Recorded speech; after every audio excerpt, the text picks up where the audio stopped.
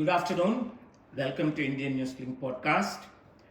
Today we have with us Veer Khar and Dr. Primla, two prominent citizens of New Zealand, community leaders. They are from Kashmir, Jammu and Kashmir. And today we talk about the oncoming 35th anniversary of what is generally known as Exodus Day or Genocide Day, as some people call it. Some people call it a day of disruption and destruction. 35 years ago, hundreds of thousands of Hindus were ousted from their homes in Kashmir, and they were in absolute despair. Among them were Veer Khar and Primla. Dr. Primla and Veer, welcome to the program. Thank you. Please tell us what happened on that day, because with the background to it, as people know, even the UK Parliament a few days ago adopted a resolution condemning this and going with the British Hindus and telling them that they are with them on this day of reckoning, as it were. So please tell us what happened and what was the kind of experience that you had. Veer Khar, you start. So basically in Kashmir, because there has been continuous dominance, hegemony sort of a thing from the dominant community, the majority community. So we have experienced this since our childhood. Right. That there was a discrimination, there was sometimes a bit of a religious frenzy people used to get into, and this slowly gained momentum, and during this period of late 89 and early 1990, almost everyone was forced or willingly joined this jihad against non-Muslims. So mosques would announce that you have to leave, and on this particular night, that's the 19th of January, 1990, what happens is that the announcement started now that all pundits have to leave, but they have to leave the female folk here. So which was sort of a ultimate trigger for any family that, so on that night about 300,000 people left. So that was the last bit left there. So before that, trickle had already started, but this was... You were married at that time? No. So you did not know Primla? No. Okay. So Primla will have to recount her own experience separately. Okay, what happened? So where did you go? So we landed in Jammu. Okay. And basically Primla there was on the receiving end, so she could elaborate there what was the situation there. Yeah, Dr. Primla, we have heard a lot of stories from women, how psychologically this exodus or the expulsion, as it were, by the Muslim community impacted. So being in Jammu at that time, you were much younger and you had your own dream of the future. What was your reaction, or what was your psychological impact? Thank you for having us, Venkatji. The thing that I remember of that particular night is the unexpected happening right in front of us. In hordes, our relatives left Kashmir, and to tell you honestly, it was very hard to comprehend why and how. Right. Because to me, spending summer holidays and vacations in Kashmir was one of the most beautiful aspects of our life. So that night in particular, when my own relatives who came with nothing landed at our place, and that's what I'm talking from personal experience. Because we were fortunately based in Jammu, the journey for us for helping in the most basic commodities and aspects of life, that journey for me started when people turned up in Jammu.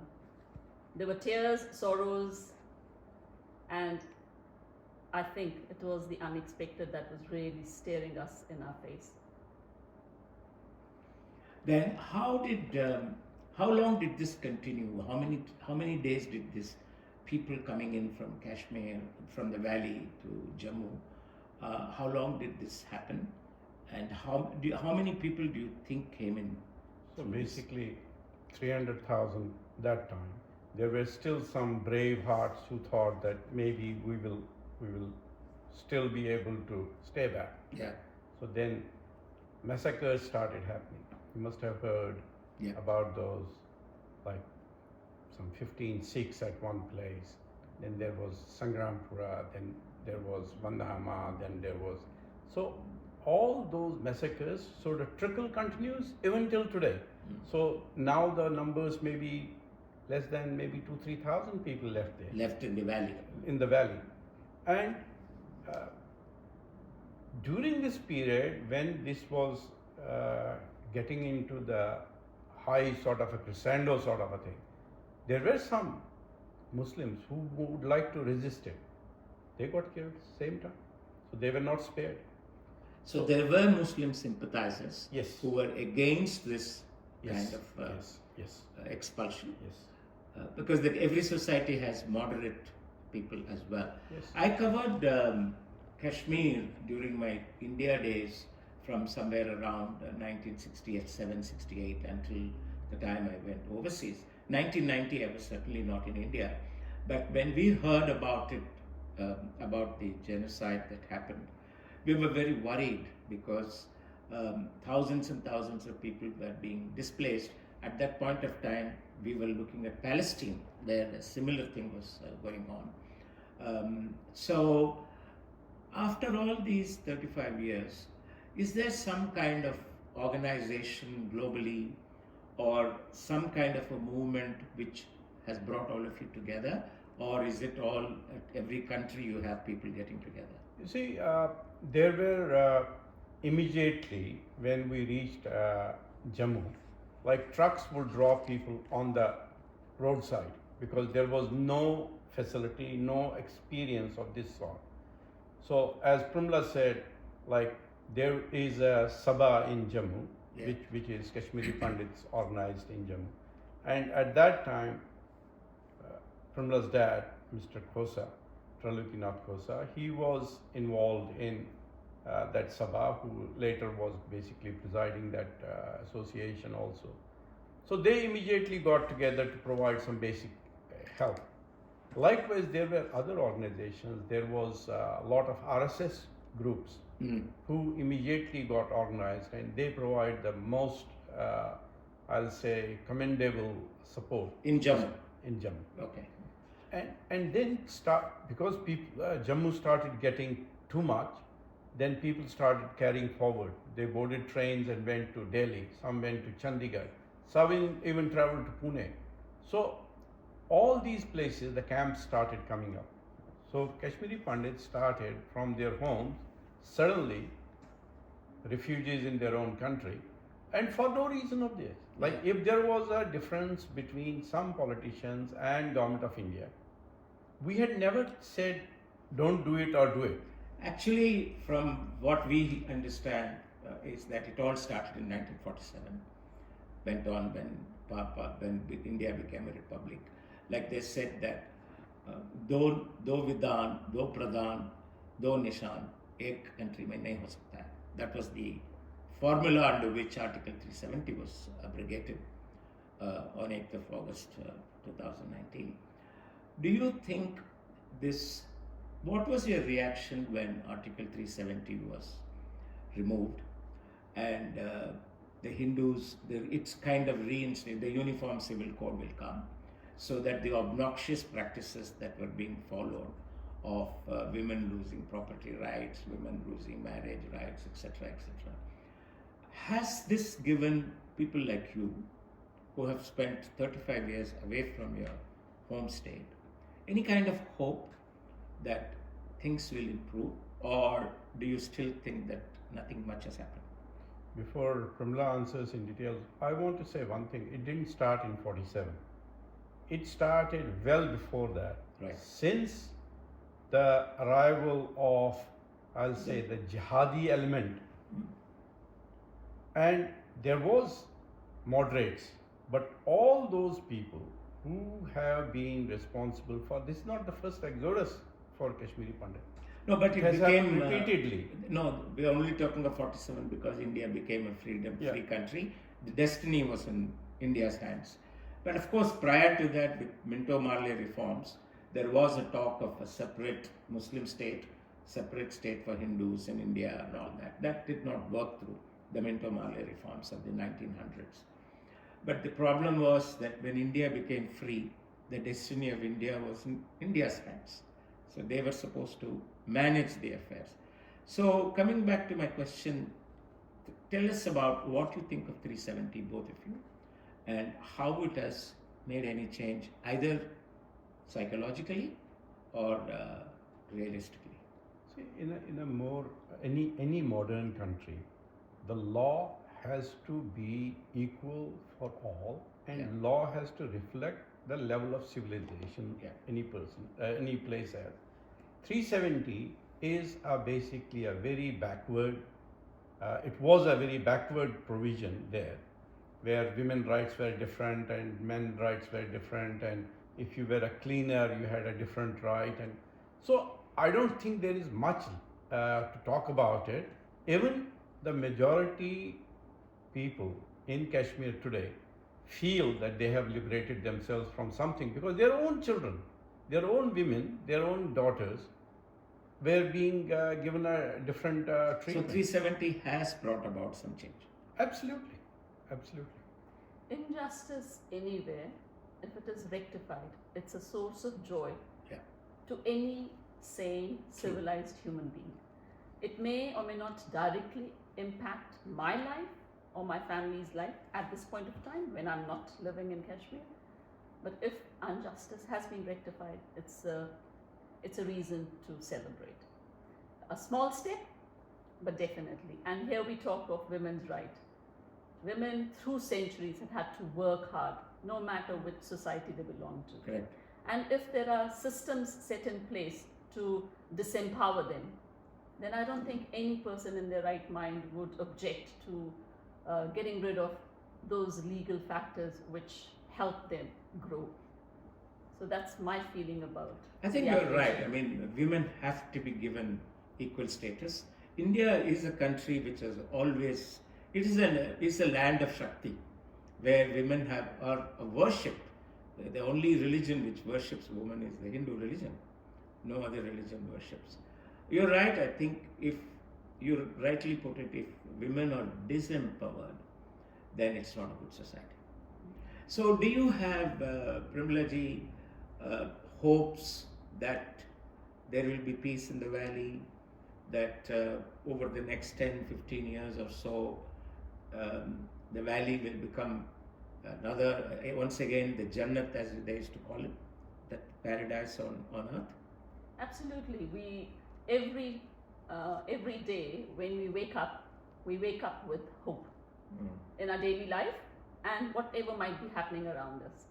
So because I'm a believer and I believe in the yugas, so I think we are in the Kali and the dawn is not too far away.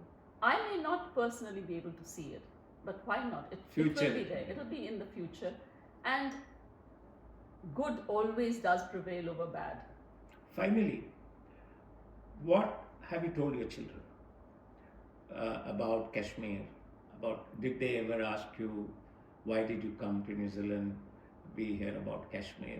What is their reaction to what happened? Venkatji, when we left and we were in Jammu and Delhi and other areas, we again gathered together and we had some sort of a hui of ours, a thought process within the community. What should we do now? Because government was trying to normalize, even today government is trying to normalize. By inaugurating a tunnel means nothing to us, because this is somewhere where government is thinking that, oh, everything is normal. No. A respectable modern democracy calling itself very high in GDP and so many tanks and aircraft can't take its own citizens back to its where their roots are, shows how weak the nation is, how weak the country is. And It can be weakness, it can be even mental, like low level of mental faculty there. But we Kashmiris who got displaced, we had taken a pran sort of a thing, pledge, that we will go back to Kashmir, wherever we are. Like even if I am in New Zealand, I'm thankful that I am here, that I'm You have done well, very well. And you're serving the community. Yeah, but at the same time, given a chance, I will have my home back. I will have my abode. I will have my home. I may come and work in New York again. I may come and work in Brisbane or Auckland or anywhere, but I will have a home. So that when we organized, we called ourselves as, it's called Pan Kashmir, which means my Kashmir. Yeah. And the resolution is that we'll go back collectively to one place, so that we have got that, like a common person can be given some sort of a confidence. You see, we are right now in Jammu because we are living collectively. Suddenly we found a home away from home. Right. And thanks to the local population there who made us settle there. Now again, because the local population was majority Hindu, Hindus. so we found an abode there. Now this is a disease that cannot be like the disease of jihad is not going to be resolved in 1 day, 2 days. So till that happens, we need to go back and settle at one place. Our governance structure has to be in our own hands, like any democracy does. That is our way forward. Now, if somebody is not understanding it, that's their problem, because that's the only way forward. You can say that the bleeding has stopped, but healing has to begin. Bleeding, now I'll tell you one more thing. This 370 thing, for a common Kashmiri, irrespective of his religion, it had no place, and nobody is bothered whether it was there or. The only people who are disturbed are those who are in command, because it used to give them Politicians. Exactly, it used to give them different privileges, and they had something. Today, this goes in favor of the current government. The way the current state government or that whatever union territory is there, the way they are behaving earlier, their behavior used to be totally different. So taming the shrew has been very well achieved, but we have a long way to go. have a long way. That circus is still there. Absolutely. We close this on the hope that we will see peace on a sustained basis and cordiality in the valley. But we also remember hundreds of thousands of people who not only left Kashmir, but left this world. Many of them were killed, many of them died. I think on this day we remember them, we salute them, and we hope that their hope will not diminish. And someday, as you rightly say, if not you, your children or grandchildren will have a place back in the valley. We hope for a peaceful world. We always hope for that. And both you, Veer and Primla, you've got an excellent team of people in your association. You do a lot of good work. Perhaps you can use that platform to tell people what happened in the valley, because history should never be hidden, and it should not be hidden for shame or for fear. I think the people of New Zealand should also know what happens when equality is taken away, when one community is preferred over another community. New Zealand has to learn that, because we are in a difficult position on a different scale. People like you will be able to put some feeling of oneness in people. On that score, thank you very much for joining us, and we hope to have more occasions with you. And Venkat, before we close this, just on 19th of January, there is going to be a big gathering from all across at the biggest camp in Jammu. It's called Jagati, and they are going to pay obeisance to all those who got martyred there and tell the story. We hope someday somebody will listen to us, but at present, there are deaf ears. Sorry to say, and it's very sad. But I hope that we have now entered an electronic age of communication where you're able to instantly reach across the world. I hope that podcasts like this will be spreading, will bring about a new sense of awareness. And I think mankind has to stop, pause, and reflect on all the atrocities that have gone on. We have just had an end, hopefully, to the contest between Hamas and Israel, and we hope that peace will remain there. And similarly, we would like to have Valley in peace. Thank you, both of you, Thank you. Veer and Primla. Thank you. 20 minutes. We'll trim.